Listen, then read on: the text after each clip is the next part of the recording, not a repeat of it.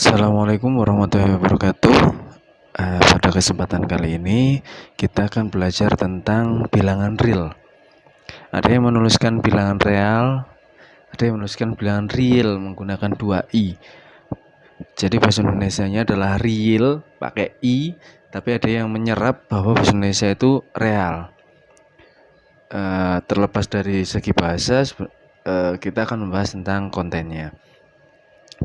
Jadi tujuan kita hari ini, pembelajaran kita adalah kita ingin mengetahui apa sih bilangan itu. Nah, untuk mengawali ini ada pertanyaan, apa perbedaan antara angka, bilangan, dan nomor? Mungkin Anda sejak kecil sudah belajar tentang angka, apa itu nomor, kemudian ada bilangan genap, bilangan ganjil, itu sebenarnya apa sih bedanya? Seperti itu. Nah, angka itu adalah bentuk penyimbolan. Jadi banyak sekali jenis angka, ada angka Arab, kemudian ada angka Eropa, ada angka Romawi, ada angka Hindi, ada angka dalam aksara Jawa, dan seterusnya. Secara umum di dunia saat ini, di era modern ini, kita menggunakan angka Arab. Asalnya dari angka Arab yang kemudian dijadikan angka universal seperti yang kita pelajari saat ini, sehingga Eropa yang asalnya dari menggunakan angka Romawi sekarang menggunakan angka Arab. Kenapa diberi angka Arab? Karena asalnya dari bangsa Arab. Nah, saya tuliskan di sini. Kalau Anda melihat angka yang sekarang kita pelajari 1, 2, 3, 4 dan seterusnya, itu mirip dengan angka-angka Arab awalnya. 1, 2, 3 gitu kan, 4. Nah, 4 ini kemudian dimodif, digeser akhirnya menjadi 4 yang sekarang. Nah, begitu seterusnya. Bahkan angka 10 juga seperti itu. Angka 0 yang dari titik kemudian berubah menjadi angka 0 bulat seperti sekarang. Kemudian angka ini juga dilatar belakangi dari berbagai sudut. 1 ini ada 2 sudut. Kalau 2 berarti ada 2 sudut di sini. Nah, begitu. Ini adalah sejarah-sejarah angka. Nanti Anda bisa dipelajari. 3, 1, 2, 3, ada 3 sudut. Dan seterusnya. Bagaimana dengan nomor?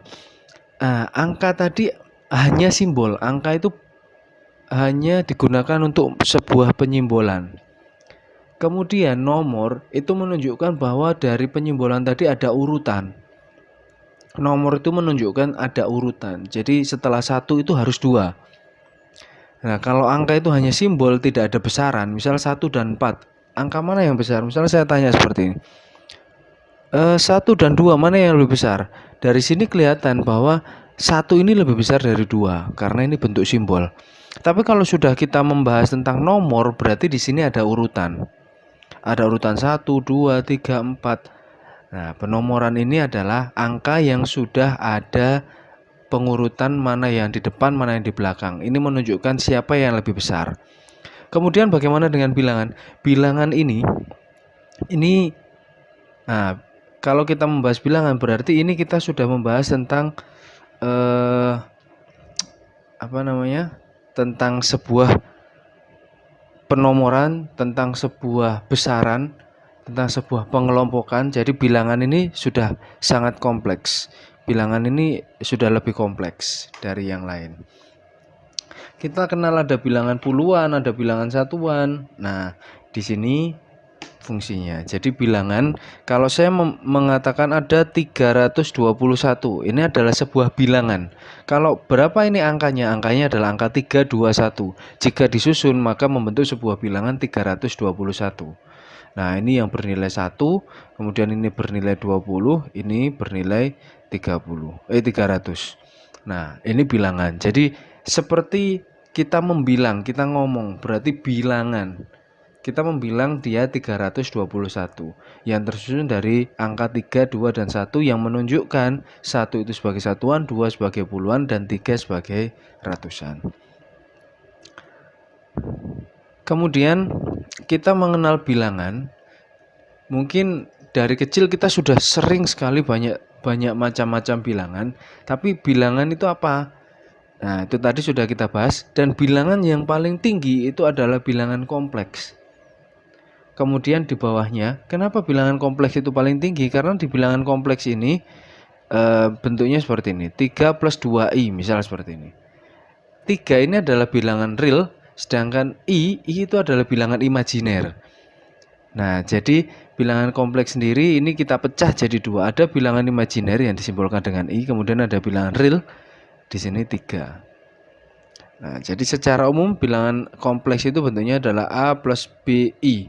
Dengan A adalah bilangan realnya, I adalah bilangan imajinernya, B adalah banyaknya bilangan imajiner tersebut. Kemudian bilangan real sendiri dipecah lagi jadi bilangan irasional dan bilangan rasional. Bilangan rasional kenapa simbolnya Q, kenapa bukan R? Nah, karena R sudah dipakai oleh real. Rasional adalah Q, singkatan dari quotient. Saya tulis ya, quotient. Nah, ini bilangan rasional. Kenapa simbolnya Q? Bilangan rasional dan irasional, apa bedanya? Bilangan rasional itu adalah bilangan yang bisa dibentuk dalam A per B. Nah, A per B dengan A dan B adalah bilangan bulat. Dan B-nya tidak boleh sama dengan 0.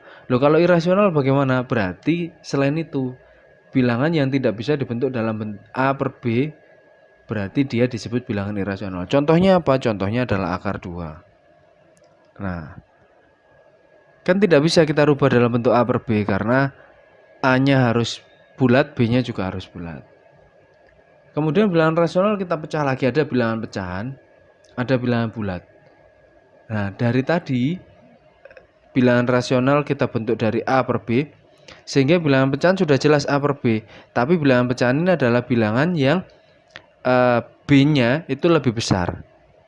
Jadi bentuknya sama A per B, tapi dengan catatan A lebih kecil dari B. Nah, ini akan menjadi bilangan pecahan murni. Kalau bilangan pecahan campuran, saat A-nya lebih besar dari B, ini akan menjadi bilangan campuran, pecahan campuran.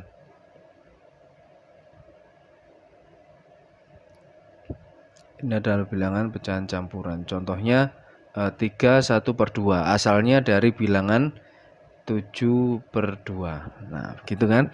Kalau bilangan pecahan murni contohnya 1 per 2, 1 per 3, 2 per 5, itu bilangan pecahan murni. Kemudian bilangan bulat kita kenal sekali bilangan bulat. Bilangan yang B-nya itu 1, A per B, B-nya 1. Sehingga bilangan bulat kita kenal banyak, ada 3, ada min 2, ada 0, dan seterusnya. Nah, bilangan bulat sendiri kita pecah jadi 3 dari sini. Ada bilangan 0, ada bilangan positif.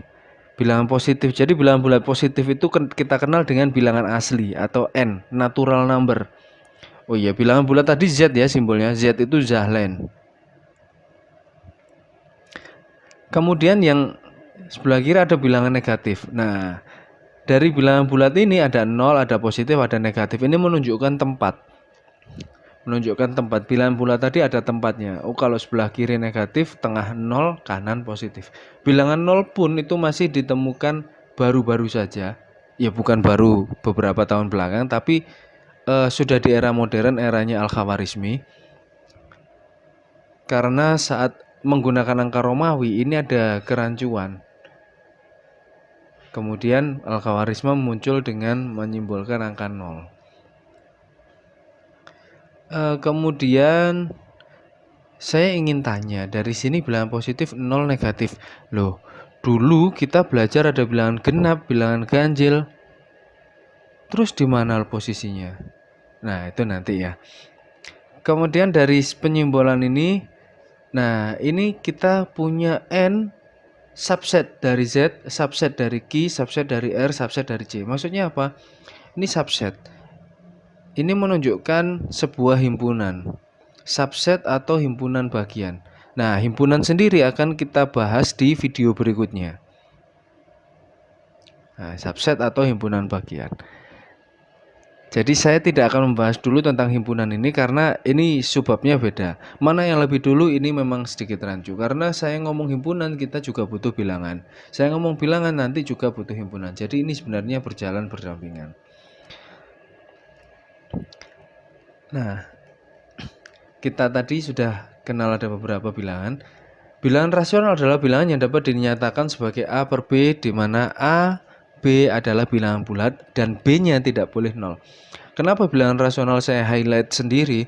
Karena ini bilangan yang paling banyak sekali digunakan di dunia. Jadi bilangan rasional adalah bilangan A per B. Contoh, saya punya desimal 3,121212 dan seterusnya. Apakah ini rasional? Ya. Jadi salah satu ciri khas dari bilangan rasional adalah kalau desimal maka desimalnya adalah berulang. Sekarang pertanyaan lu, Pak, bagaimana kok ini kok bisa jadi rasional? Padahal rasional syaratnya harus dibentuk dalam A per B. Bagaimana cara kita merubah 312 ini menjadi A per B?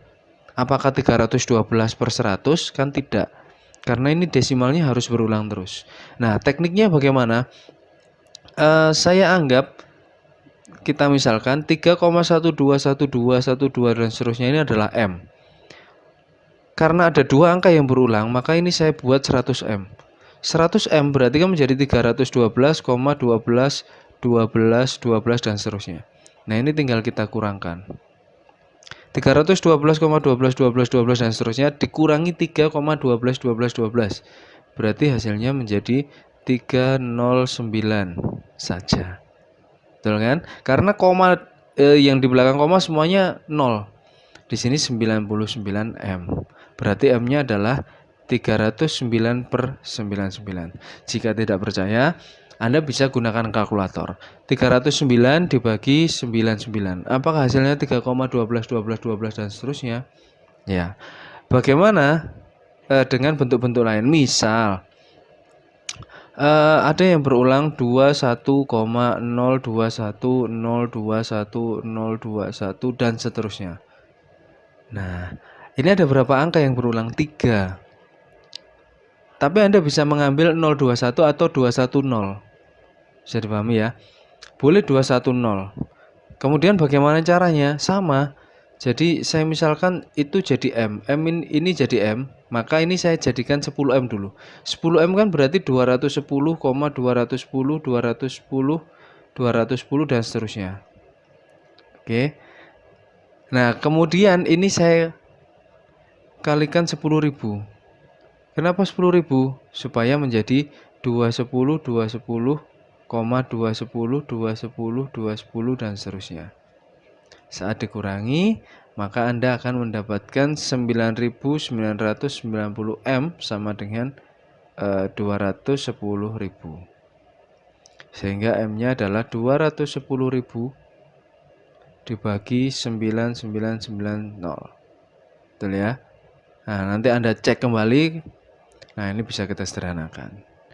Dan seterusnya. Oke, bagaimana dengan desimal yang tidak berulang? Contohnya 3,14 pi. Pi kan 3,14 sekian. Dan dia tidak berulang. Contohnya pi.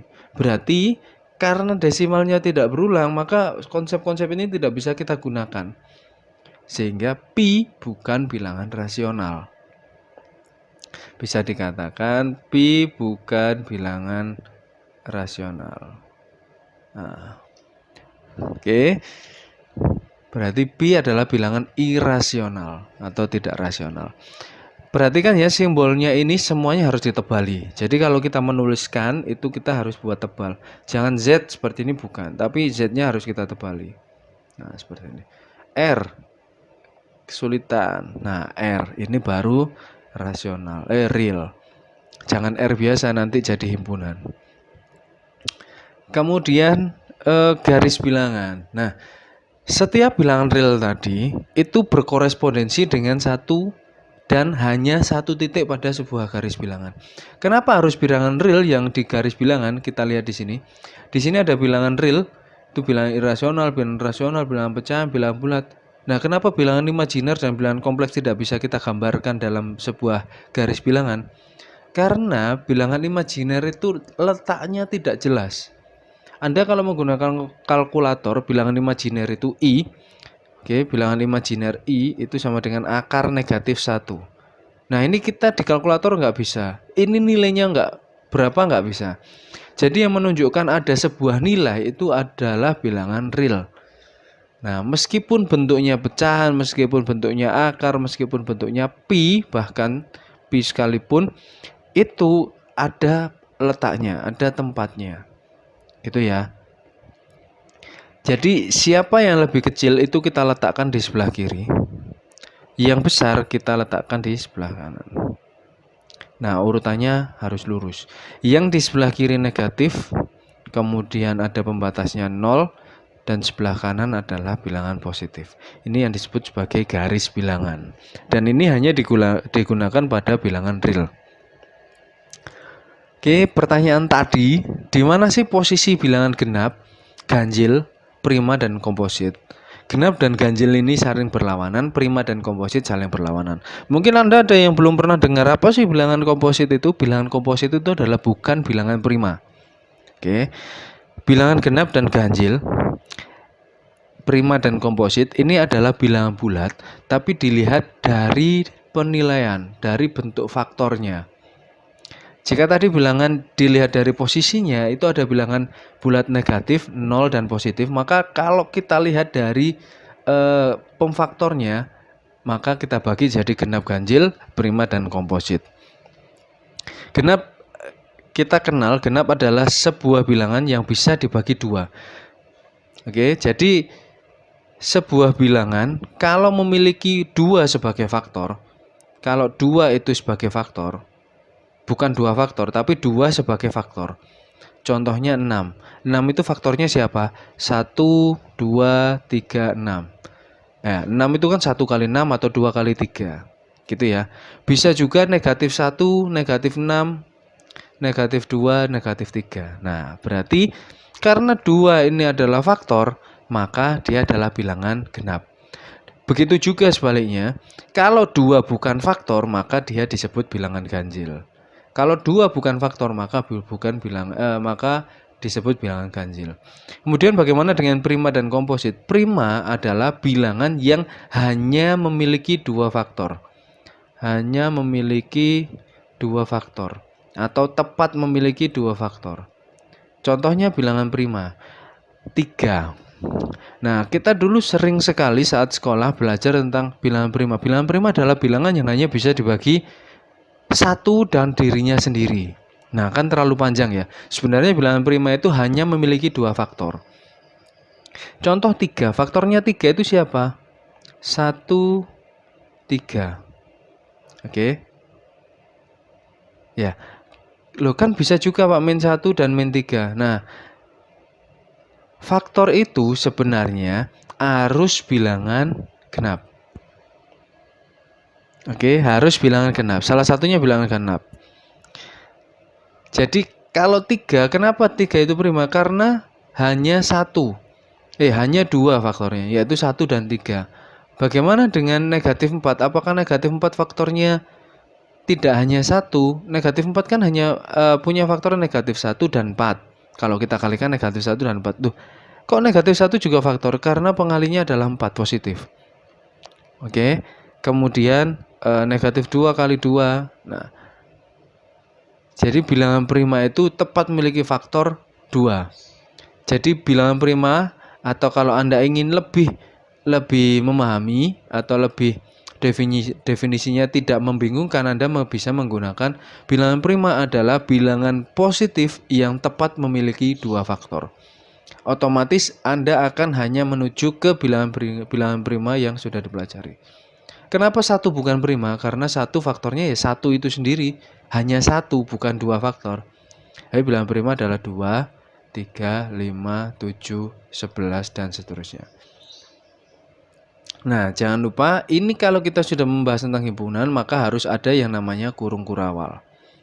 Ini penting ya, kurung kurawal.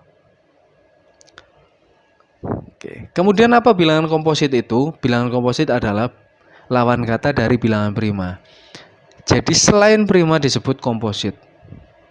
Oke, jadi genap gandengannya dengan ganjil, prima gandengannya dengan komposit. Bisa dipahami ya? Kalau ada yang mau ditanyakan nanti bisa kita diskusikan bersama. Kemudian ada beberapa sifat medan atau sifat-sifat bilangan real. Yang pertama ada hukum komutatif atau sifat komutatif. Bilangan real itu berlaku A ditambah B akan sama dengan B tambah A. Jadi dalam penjumlahan dan perkalian, A kali B sama dengan B kali A. Penjumlahan dan perkalian berlaku sifat komutatif.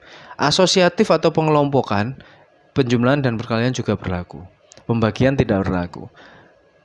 Demikian juga dengan komutatif. Jadi komutatif hanya berlaku di penjumlahan dan perkalian. Kemudian ada hukum distribusi atau hukum distributif. Ini kita jabarkan. Jadi hukum penjabaran, hukum pendistribusian, hukum persebaran. Kemudian ada yang namanya elemen identitas atau I. Jika ada dua bilangan real yang berlainan yaitu 0 dan 1 yang memenuhi A tambah 0 sama dengan A. Jadi identitas dari penjumlahan adalah 0, sedangkan identitas dari perkalian adalah 1. Pembagian apa identitasnya? Pembagian juga 1. Kemudian balikan atau inverse. Inverse itu kebalikan sehingga operasi tadi bisa menjadikan bilangan identitas. Nah, ini. Sebuah penjumlahan dari A, bagaimana caranya supaya jadi inverse, jadi bilangan identitasnya? Berarti harus kita jumlahkan dengan negatif A. Nah, negatif A ini yang disebut sebagai inverse penjumlahan atau dikatakan pengurangan. Kemudian bagaimana inverse dari perkalian? Adalah pembagian. Saat A dikalikan seper A maka bernilai identitas, maka A ini yang disebut sebagai inverse. Sehingga inverse dari perkalian adalah pembagian, inverse dari penjumlahan adalah pengurangan. Bisa dikatakan inverse itu lawan kata atau balikan. Baik, saya kira demikian untuk bilangan real. Kemudian setelah bilangan kita akan membahas tentang himpunan. Kemudian dari himpunan tadi dengan bilangan kita sinkronkan menjadi sebuah pertidaksamaan. Kenapa harus menggunakan himpunan juga? Karena dalam pertidaksamaan ini banyak sekali kita menggunakan variabel. Dan variabel itu adalah salah satu bentuk himpunan. Jadi kita harus membahas dulu tentang himpunan. Baik, untuk materi bilangan saya kira sudah cukup. Dan jika ada pertanyaan silakan nanti dikonsultasikan, kita bahas melalui Zoom atau melalui grup WA. Baik, terima kasih. Sekian dari saya. Semoga bermanfaat untuk kita semua. Apabila ada pertanyaan silahkan ditanyakan di grup atau di forum Moodle. Terima kasih. Saya akhiri. Wassalamualaikum warahmatullahi wabarakatuh.